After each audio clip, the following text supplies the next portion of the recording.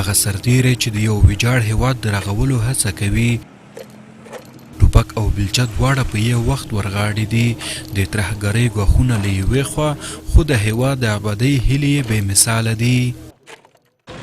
د خپل دفاعي ترڅنګ د خپل ورونو د خپل د وطن دپاره د خپل د وظیفې ترڅنګ د خپل خلکو ته خدمت وکړم او بیا خپل کار وکړم خپل غسل.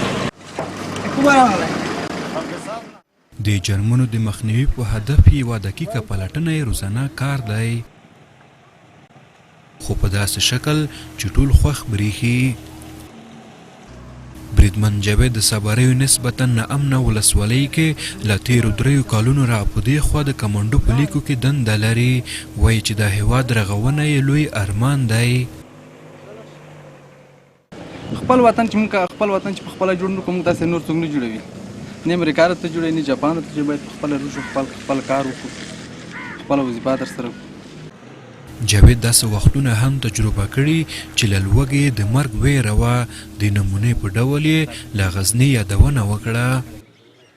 سخته وظیفه په غزني کې هغه د تېر په روژه کې مقصد مو محسره و قره‌باغ ولسوالۍ کې. که څه هم د مسؤلیت ساحې بېلې دي، خو احساس داسې یو څه دي چې که انسان وهم نه غواړي کوم کار وکړي، غیر شعوري یې د کولو فکرونه کوي. بریدمن جاوید ته هم خپل احساس ټوپک او بیلچه په لاس ورکړي، خو د یوې داسې ورځې هیله شته چې جاوید ټوپک له اوږو کوز او یوازې بیلچه د هېواد د سمسورتیا لپاره وکاروي.